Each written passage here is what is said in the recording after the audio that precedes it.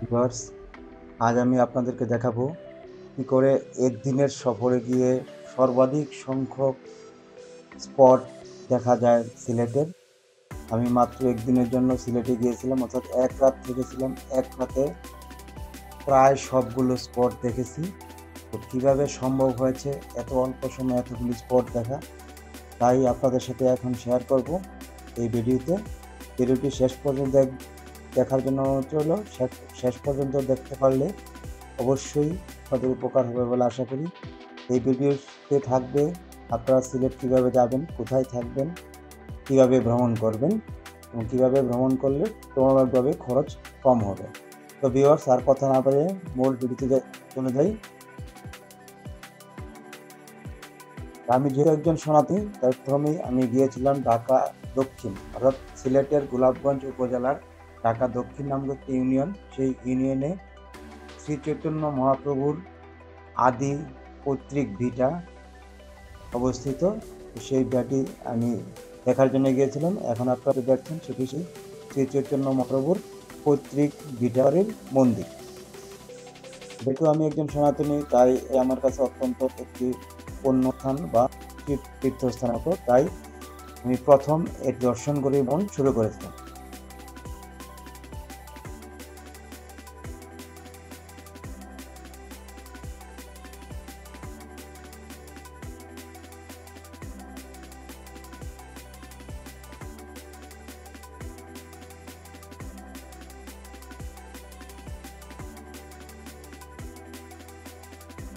আমরা মূলত ঢাকা থেকে হানি পরিবহনের এসি বাস চট্টগ্রামে গিয়েছিলাম। সিলেটে আমরা ছিলাম আমাদের অফিসেই, যেহেতু আমি একটি এনজিও অফিসে চাকরি করি। এনজিওর ওইখানে সিলেট সদর আম্বরখানা ব্রাঞ্চ আছে।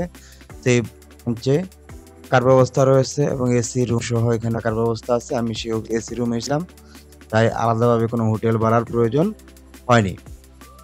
আমি সিলেট থেকে বিভিন্ন স্পট দেখার জন্য মূলত একটি সিএনজি রিজার্ভ নিয়েছিলাম। তো সিএনজি ছাড়াও এখানে টুরিস্ট বাস পাওয়া যায়। আম্বরখানা থেকে টুরিস্ট বাস প্রতিদিন সকাল বিকেল কিছুক্ষণ পরই মুলাগঞ্জ এবং সাদাপাড়া এলাকায় যায় এবং জাফলংয়েও যায়। তবে যেহেতু টুরিস্ট বাসে গেলে সময়ের প্রয়োজন হয় খুব বেশি, কারণ একটা নির্দিষ্ট সময় বেঁধে থাকে, বা সময় বাস পাওয়া যায় না, নির্দিষ্ট সময় পর পর বাস থাকে, তাই প্রচুর সিস্টেম লস হয়। তাই আমি একটি সিএনজি রিজার্ভ নিয়েছিলাম। সিএনজিটি আমার সারাদিনের জন্য রিজার্ভ নিয়েছিলাম। সারাদিনে মোট ৩,০০০ টাকা আমার কাছ থেকে ভাড়া নিয়েছিল। ৩,০০০ টাকা ভাড়া দিয়েই আমি এই সবগুলি স্পট দেখেছিলাম। এই মুহূর্তে আছি আমি গোলাপগঞ্জ।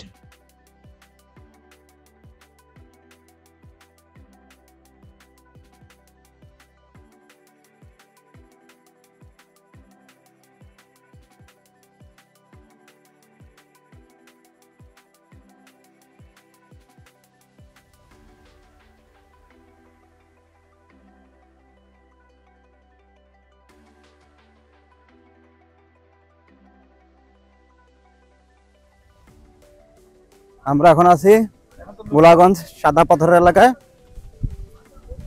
এখানে ৮০০ টাকা দিয়ে একটা নৌকা ভাড়া নিলাম। সর্বোচ্চ ২ ঘন্টা ঘোরা যাবে নৌকাটা দিয়ে। দুজন একসাথে যাক, কিচ্ছু হবে না, কিচ্ছু হবে না। যাও যাও, আরে পারবে, যাও। ২ জন কোনো বিষয় হইলে এখানে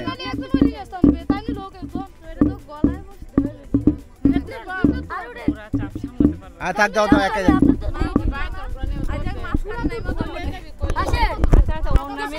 আরে বোতলটা ধরো, বোতলটা ধরো।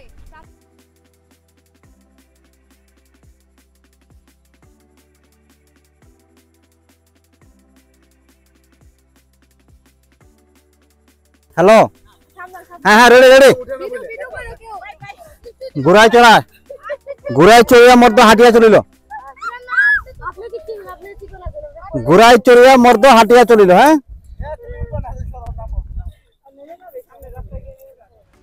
ঘুরাই চড়িয়া মর্দ হাঁটিয়া চলিল।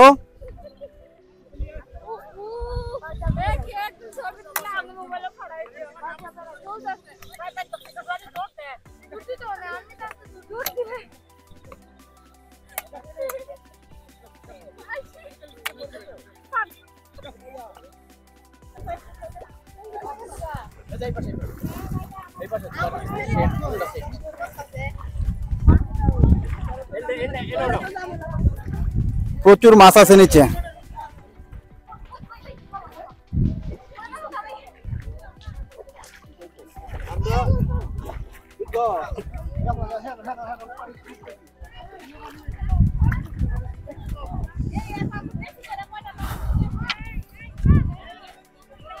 হাই ভিউয়ার্স,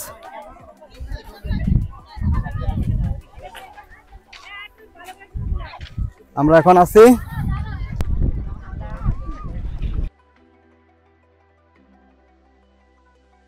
হ্যাঁ বাবা, খেলো খেলো বাবা, খেলতে থাকো।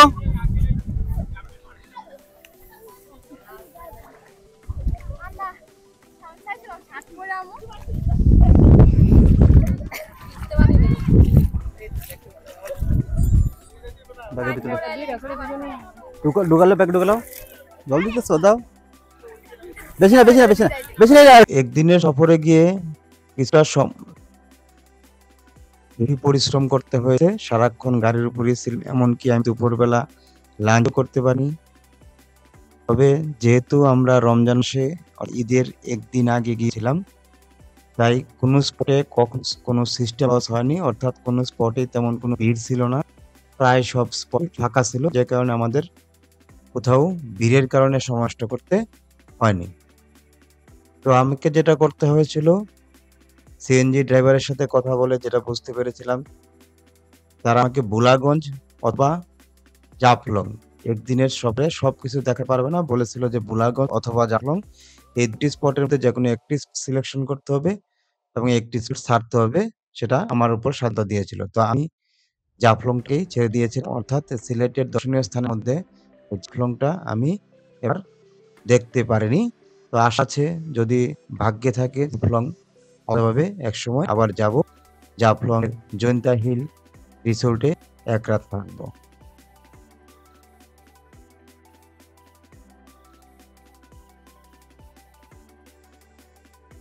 আপনার হাতে যদি পর্যাপ্ত সময় থাকে টুরিস্ট বাসে চলাচল করবেন, তাহলে অনেক টাকা সেভ করা যাবে। যেখানে ৩,০০০ টাকা সিএনজি ভাড়া লেগেছিল সারাদিনে, সেখানে টুরিস্ট বাসে গেলে হয়তোবা ৩ টাকার মধ্যে সমাধান হয়ে যেতে পারে।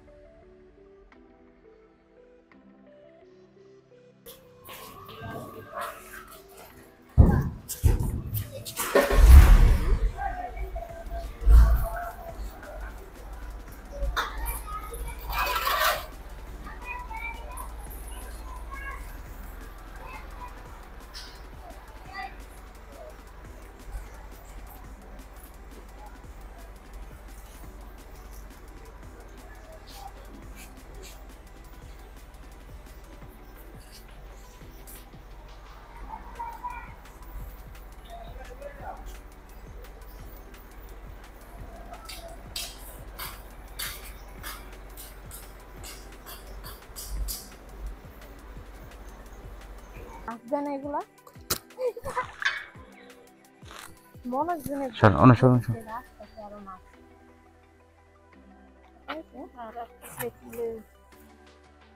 ওইদিকে তো কবুতর কেউ খাবার দিতে পারতা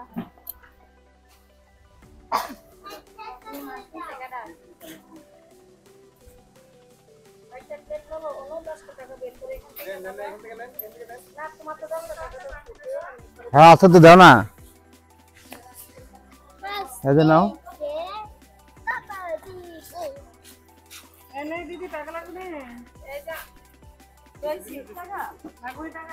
ওই যে দিছে অঞ্জন দে দিয়া লাইছে বুকে কারণ এটা অঞ্জনটা দাও তুমি হ্যাঁ অঞ্জন দে আমিও দিয়া দিই থাক লাভ দেয় দেখছেন মাছ কিভাবে লাভ দেয় দেখছেন একটু অল্প অল্প করে দাও অল্প অল্প করে দাও দেখে মাছ লাভ দিয়ে মাথা উপরে তুলে ফেলে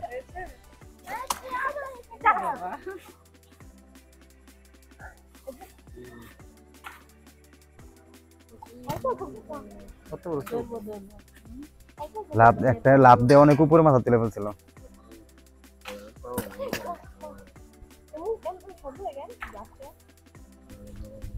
হা করে দিয়েছে এই শব্দ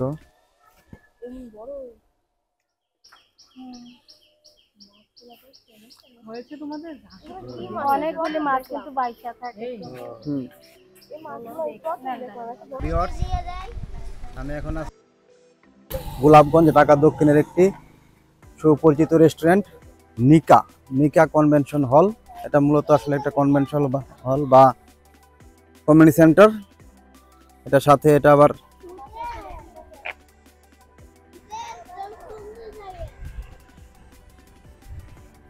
এই মুহূর্তে বন্ধ আছে।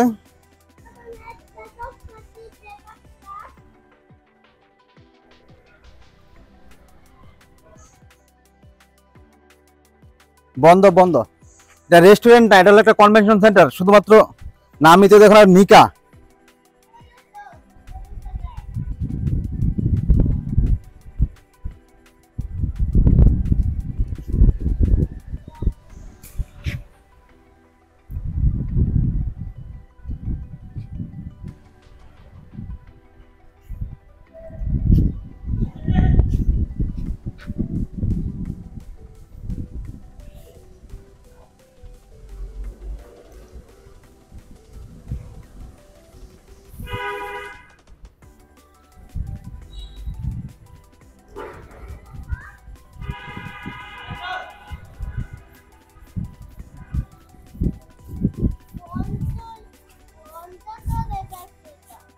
হ্যাঁ, এটা বন্ধ এখন বাবা। রমজান মাস তো, এখন তো আর কোনো বিয়ে শাদীর সিজন নাই, এই জন্য এটা বন্ধ।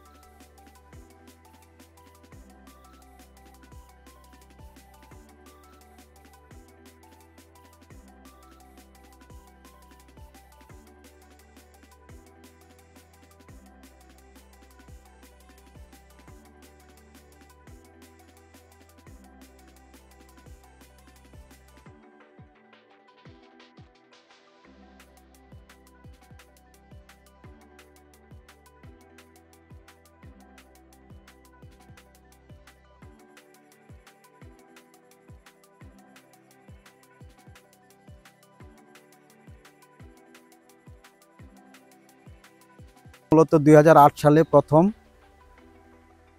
আবিষ্কৃত হয়। আবিষ্কৃত বলতে আসলে লোকজন যাতায়াত করা সম্ভব বা এখানে ঘোরা সম্ভব বলে আবিষ্কার করে। তো 2008 সাল থেকে মাঝে মাঝে মানুষজন এখানে আসা যাওয়া শুরু হয়েছে, কিন্তু 2015 সাল থেকে এটি মূলত সরকারিভাবে টুরিস্ট এলাকা বলে ঘোষণা করা হয়েছে।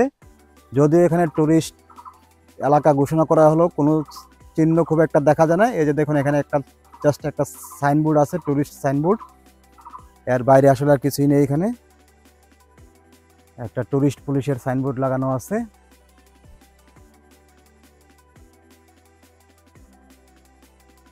গহীন জঙ্গল, আর যাবে ভিতরে, যাবে আর ভিতরে যাইবা? ভয় লাগতেছে তো না? সাপ টাপ তো থাকতেই পারে, এমন গহীন জঙ্গলে সাপ থাকবে না এটা আশা করা যায়? আসো, সাহস থাকলে আসো, আর একটু যাই। না, এরা আছে বলে তো ভয়টা লাগে বেশি, বাচ্চারা আছে বলে তো ভয় বেশি। যেহেতু বাচ্চা মহিলা নিয়ে আসছি, ভয়টা তো লাগবেই। আমি তো আপনার এগুলা ইয়া করে গেছিলাম অনেক আগে, ইয়াটা এসে 2011 সালের দিকে আসছিলাম। রাতালগুল আগে আসছিল? রাতালগুল না, রাতারগুল আমি প্রথমে আসছি। তবে এই যে ভোলাগঞ্জ, জাফলং এগুলি সব অনেক আগেই দেখে গেছি। অফিসের কাজে যখন আসছি তখন দেখছি সবই। এদিকে আবার জঙ্গলটা কম দেখা যাচ্ছে, এখানে জঙ্গল কম আছে।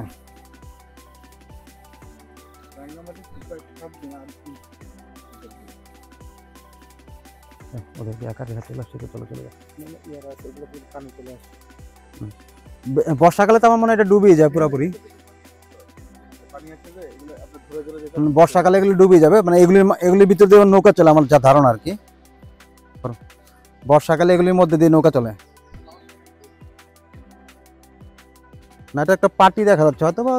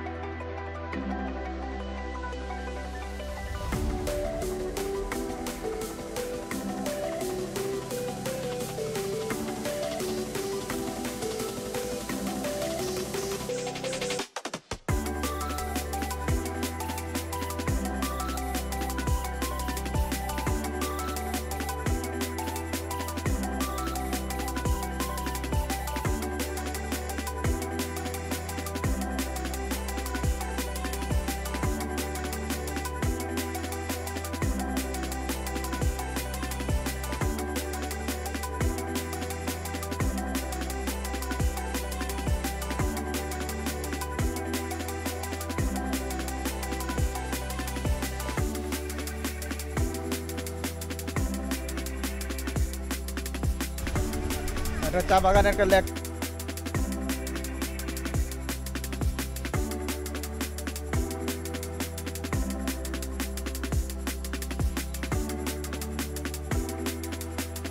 সুন্দর করে একটা ব্রিজ বানিয়ে দেওয়া আছে রাস্তা বাগানটা ঘোরার জন্য। এক পাশে চা বাগান, চা বাগানের এখানে সমিল দেখা যাচ্ছে পাশে, সমিল, অটোমেটেড সমেশন। এটা কি আসলে শুধুমাত্র সমিল হিসেবে ব্যবহৃত হয় না? এটা একটা প্লেগ্রাউন্ড, এটা একটা প্লেগ্রাউন্ড।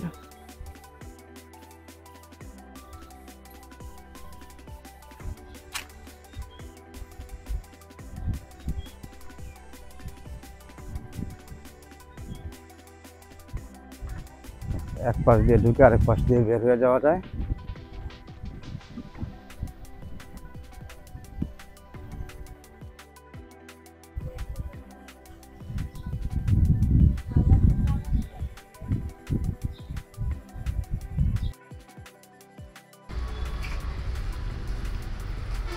আমি এখন আছি